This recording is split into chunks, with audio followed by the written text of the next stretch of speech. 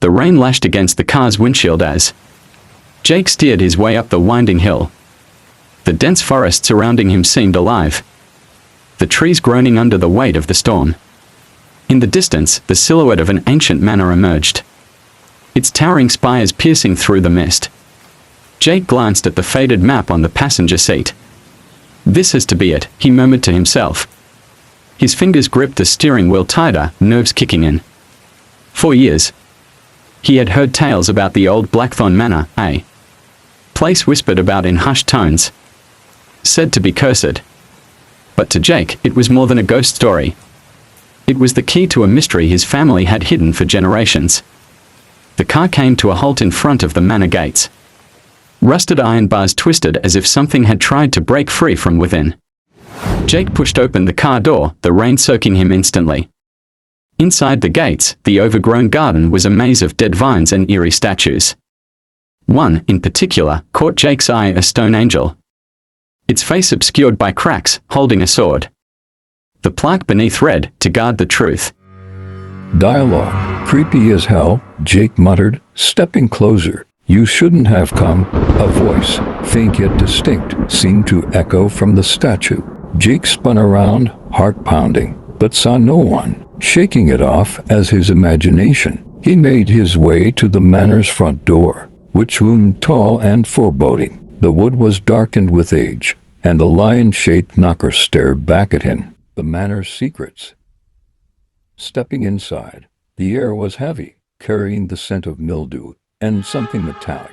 Jake clicked on his flashlight, the beam cutting through the darkness. The grand forest stretched out before him, a decaying staircase spiraling upwards. The walls were adorned with faded portraits, their subjects staring with lifeless eyes. Jake felt as if they were watching him. As he explored, he stumbled upon a study filled with books. On the desk lay an old journal, its leather cover embossed with the name Marcus Blackthorn. Flipping through pages filled with cryptic writings and sketches of strange symbols, one passage caught his attention. "The treasure is cursed. To claim it, one must face the sins of the past." Sound effects for the scene. Creaking floorboards. Distant whispers growing louder. Suddenly, the room grew cold. Jake's breath misted in the air. He turned, and there it was, a shadowy figure standing at the doorway, its eyes glowing red.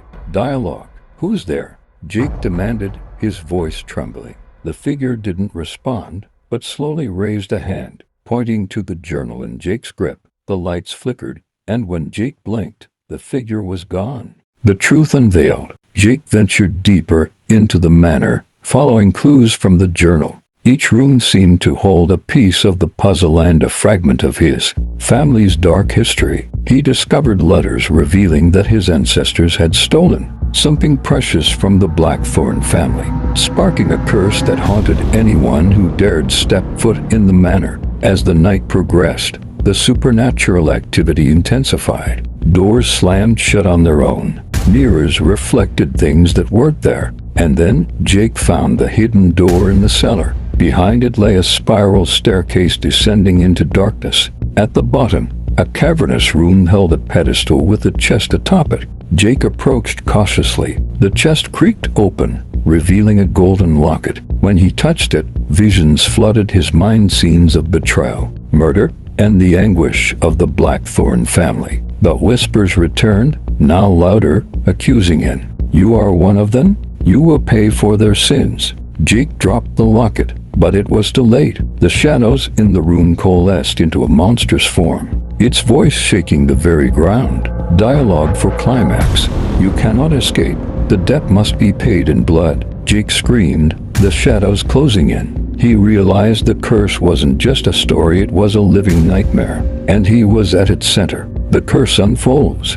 Jake bolted up the staircase, his heart pounding like a drum. The echoes of the monstrous voice still rattled in his ears as he burst into the ground floor of the manor. The locket felt heavy in his pocket, as if it had a life of its own. The whispers followed him, growing louder and more distinct. Now they were voices, multiple voices, angry, sorrowful, pleading. Jake clutched his head.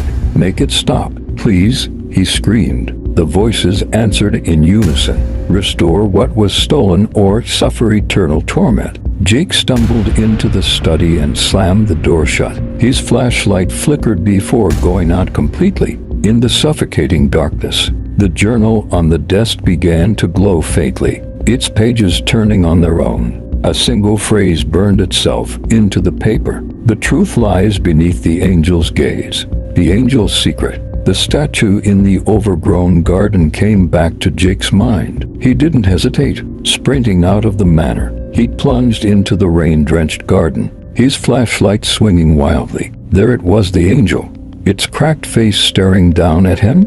Jake approached cautiously, the whispers now guiding him. To guard the truth, he muttered, reading the plaque again. He noticed something he hadn't before. The angel's sword was pointing downward, its tip embedded in the ground. Jake knelt and began digging with his bare hands, mud caking his fingers.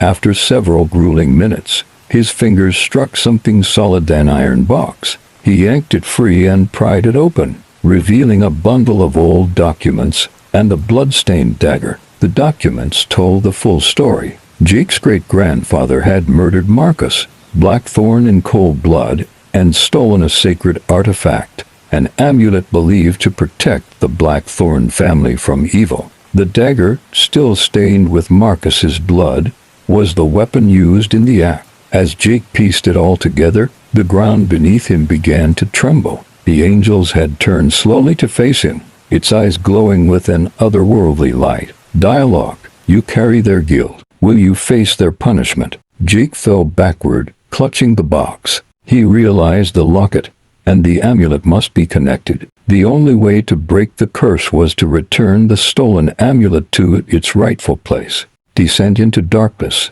Jake re-entered the manor, the box in one hand and the locket in the other. The whispers had grown into screams, accusing him, cursing him, demanding retribution. The journal's cryptic writings now made sense. It guided him to a hidden chamber beneath the main staircase, a burial crypt. The air grew colder with every step Jake took. Inside the crypt, he found a stone sarcophagus with the name Marcus Blackthorne engraved on it. The lid shifted slightly as if something inside was trying to get out. Jake hesitated but knew he had no choice. He placed the locket and the amulet on top of the sarcophagus. The ground shook violently, the air filled with a deafening roar, and the shadows in the room began to swirl around him. Climactic dialogue. You think this will absolve you? The monstrous voice growled. I didn't do this. Jake shouted. It wasn't me. Blood binds. You cannot escape your lineage. The shadows took the form of Marcus Blackthorne, his face a twisted mix of rage and sorrow, redemption or damnation. Jake realized that simply returning the stolen items wasn't enough. He had to make a sacrifice. His hands trembled as he picked it up. What do you want from me? Jake cried. Marcus's specter pointed at Jake's chest. Your blood will cleanse the sins of your family. Jake's mind raced. Would his sacrifice truly end the curse, or was it all a cruel trick? In that moment, the screams of the voices filled his head, and the weight of generations of guilt bore down on him. Final act. Jake raised the dagger, his tears mixing with the rain pouring through the cracks in the crypt ceiling. Just as he was about to plunge it into his chest, a brilliant light enveloped the room. The amulet began to glow,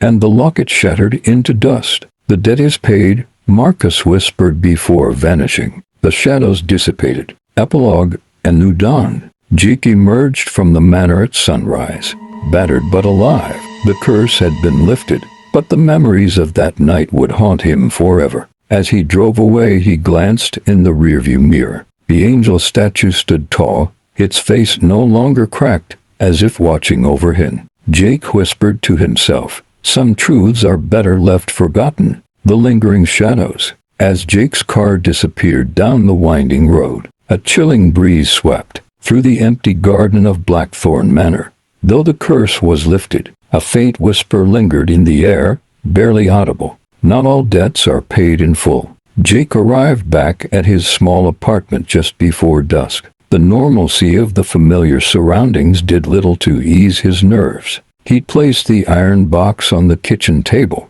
intending to dispose of it, but something stopped him. The dagger still gleamed faintly despite its age, and the documents within seemed to hum with an unsettling energy. Jake knew the smart thing would be to burn it all, to erase every trace of Blackthorn Manor from his life. But a nagging curiosity tugged at him. The new threat. As night fell, Jake sat in his living room, flipping through the documents again. This time, he noticed something he hadn't before. Map scrawled in the margins of one of Marcus Blackthorn's letters. It wasn't of the manor but of an entirely different location. An old church on the outskirts of a nearby town. Jake hesitated. He had promised himself he was done with this nightmare. Yet, something in his gut told him this wasn't over. Suddenly, his phone buzzed. The screen was blank, yet a message appeared. "You can't escape it." The lights in the apartment flickered, and the air grew cold. A shadow darted across the room,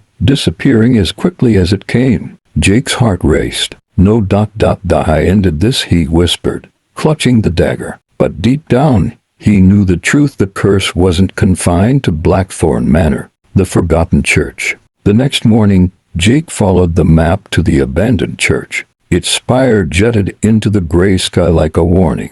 The doors creaked as he pushed them open, revealing rows of decaying pews and a shattered altar. The air was thick with the scent of rot. Jake's footsteps echoed as he approached the altar, where a single, unlit candle sat. Inscribed in the stone were the words, "Only the innocent shall light the way." Jake hesitated, then reached for the matches he had brought. As soon as the flame touched the wick, the entire room was engulfed in a blinding light. When the light faded, Jake found himself in a completely different place, a labyrinth of stone corridors, lit by flickering torches. Part 11, The Labyrinth of Truth. The whispers returned, louder and more insistent. They spoke in fragments. "The sins run deeper. The bloodline is tainted.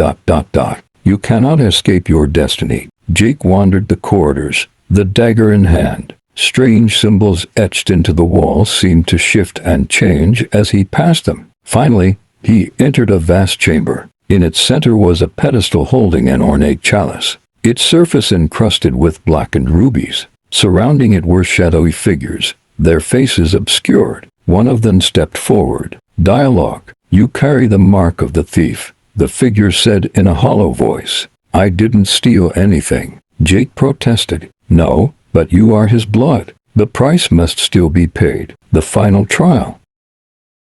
The figure pointed to the chalice. "Drink, and face the truth of your lineage. Refuse, and the curse will follow you until your dying breath." Jake's hands trembled as he approached the chalice. The liquid inside was thick and black, its surface rippling unnaturally. He hesitated but knew he had no choice. As he drank, visions assaulted him: his great-grandfather's betrayal, Marcus Blackthorn's murder, and the countless lives ruined by the curse. But then he saw something else, a choice his ancestor had made, one that could have ended the suffering but was forsaken out of greed. When the visions ended, Jake collapsed to the ground. The shadowy figure spoke again. "The curse has passed to you, but the burden can end if you make the right choice." The dagger appeared in Jake's hand, glowing faintly. Climactic decision. Jake realized what he had to do. He could either use the dagger to end his own life, ensuring the curse would die with him,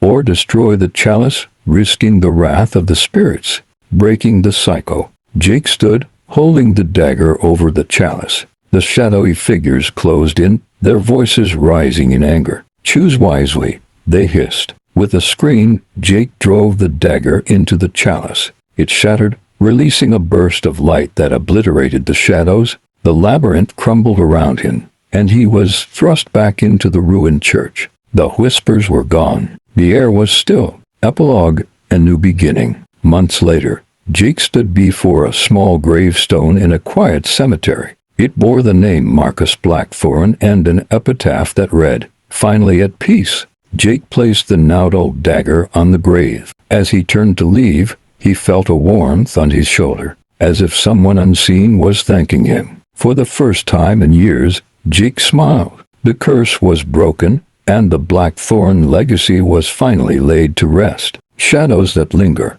Months passed since Jake broke the curse and left the manor behind. Life had returned to a semblance of normalcy, yet deep down, he couldn't shake the feeling that something still watched him, lingering in the edges of his reality. One night, as he lay in bed, a soft knock echoed from the front door. Jake froze, staring at the ceiling. Another knock came, louder this time. Gripping a flashlight, he crept toward the door. When he opened it, no one was there, only the chilling night air. But as he stepped back inside, a piece of paper slid under the door. Jake unfolded it with trembling hands. It was a drawing of the angel statue from Blackthorn Manor. But this time, its face was intact, staring directly at him with hollow eyes. Scrawled beneath the drawing were the words, "Some debts can never be forgotten." A familiar presence.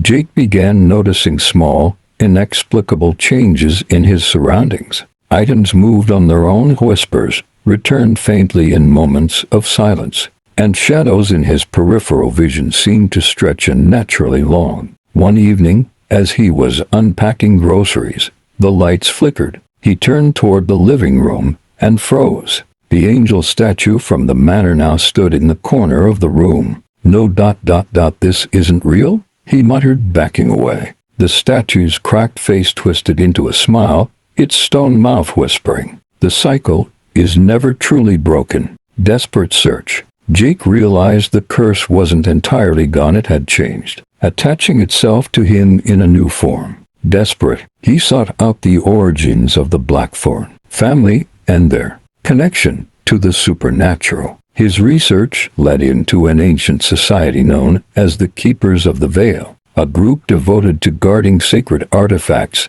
and maintaining the balance between realms.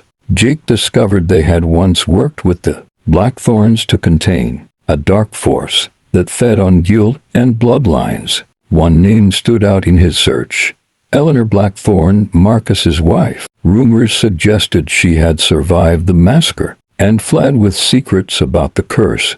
Jake tracked her descendants to a secluded estate in Scotland. The Blackthorn legacy. The estate was a stark contrast to the Eerie manor Jake had visited months ago. It was bright, well-maintained, and alive with the hum of daily activity. But Jake felt the same weight of history here, as though the air carried unspoken truths. He met with a woman named Margaret Blackthorn, a historian and the last known descendant of Eleanor. She welcomed Jake but grew visibly pale when he explained his connection to Marcus and the curse. "I thought it had ended with my great-grandmother," Margaret whispered. "But if it's returned, then it means something was left unfinished." Margaret revealed that Eleanor had forged a pact with the Keepers of the Veil to trap the curse within the manor. But Jake's meddling had unwittingly released its essence. Confronting the Veil, Margaret agreed to help Jake, but warned him, "The Keepers don't take kindly to outsiders.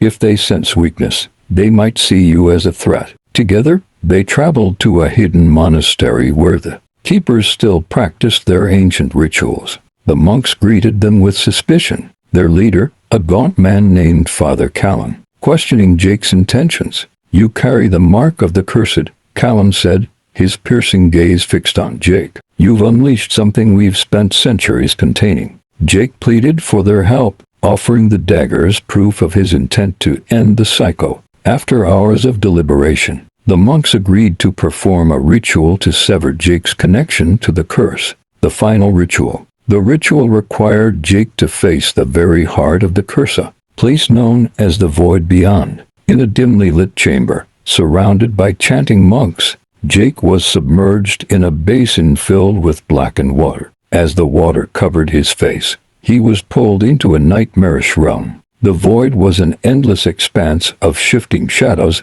and malevolent whispers. In its center stood the angel statue, now fully restored, its wings spread wide. "You dare defy your destiny," the angel roared. Jake clutched the dagger, its blade glowing faintly. "This ends now," he said, his voice steady despite the fear coursing through him. The angel lunged, its stone wings slicing through the void. Jake dodged, using the dagger to sever the chains binding him to the shadows. With each cut, the whispers grew quieter, the shadows retreating. Finally, Jake plunged the dagger into the angel's heart.